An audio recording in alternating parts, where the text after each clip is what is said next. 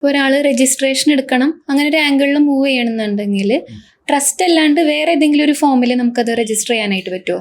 നമ്മൾ ആക്ച്വലി നമുക്കൊരു charitable organisation എന്ന് പറയില്ലേ, ഇതിന് ആക്ച്വലി പല ഫോർമാറ്റുകളുണ്ട്.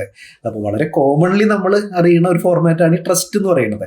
അപ്പോൾ ഇതിന്റെ വേറെ ഫോർമാറ്റ് എന്ന് പറഞ്ഞാൽ നമുക്ക് വേണമെങ്കിൽ ഒരു സൊസൈറ്റി ആയിട്ട് രജിസ്റ്റർ ചെയ്യാം. ഇപ്പോൾ സൊസൈറ്റി രജിസ്ട്രേഷൻ ആക്കുന്നത് നമ്മളൊരു ട്രാവൻകൂർ കൊച്ചിൻ അങ്ങനെ ഒരു രജിസ്ട്രേഷൻ ആ ഒരു പർട്ടിക്കുലർ ആക്ട് പ്രകാരം നമുക്ക് വേണമെന്നുണ്ടെങ്കിൽ ഒരു സൊസൈറ്റി ആയിട്ട് രജിസ്റ്റർ ചെയ്യാം. വേറൊരു ഫോർമാറ്റാണ് ട്രസ്റ്റ് എന്ന് പറയുന്നത്. പിന്നെ വേറെ എന്ന് പറയുന്നത് ഇപ്പോൾ ഈ കമ്പനീസ് ഒക്കെ ഉണ്ടല്ലോ, ഇത് കമ്പനീസ് ആക്ട് പ്രകാരം സെക്ഷൻ 8 കമ്പനികളൊക്കെ ആയിട്ട് നമുക്ക് രജിസ്റ്റർ ചെയ്യാം. അപ്പോൾ വലിയ വലിയ കമ്പനികളുടെ ഫൗണ്ടേഷൻസുകളൊക്കെ ഉണ്ടല്ലോ, അതൊക്കെ മിക്കവാറും ഈ സെക്ഷൻ 8 കമ്പനി ആയിട്ടായിരിക്കാം രജിസ്റ്റർ ചെയ്തിരുന്നത്. അപ്പോൾ ഇതിൽ ഏറ്റവും ഒരു ഈസിയസ്റ്റ് ഫോർമാറ്റ് ഉണ്ടല്ലോ, ഏറ്റവും സിമ്പിൾ എന്നുള്ള ഫോർമാറ്റ് എന്ന് പറയുന്നത് ട്രസ്റ്റാണ്. കാരണം എന്ന് വെച്ച് കഴിഞ്ഞാൽ സൊസൈറ്റി ആയിട്ട് രജിസ്റ്റർ ചെയ്യണമെന്നുണ്ടെങ്കിൽ ചുരുങ്ങിയത് ഒരു 7 പേരൊക്കെ വേണം. ഇനി ട്രസ്റ്റ് ആണെന്നുണ്ടെങ്കിൽ ജസ്റ്റ് ഒരു 2 പേര് മതി.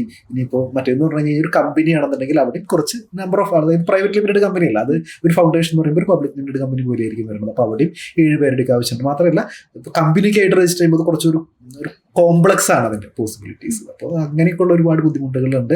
ഇനി സൊസൈറ്റിക്കും കുറച്ച്, അപ്പോൾ ഈ ഒരു ഈസിയസ്റ്റ് മെത്തേഡ് എന്ന് പറയുന്നത് നമ്മൾ ട്രസ്റ്റ് ആയിട്ട് പോകുന്നതാണ് ഈസിയസ്റ്റ് മെത്തേഡ്.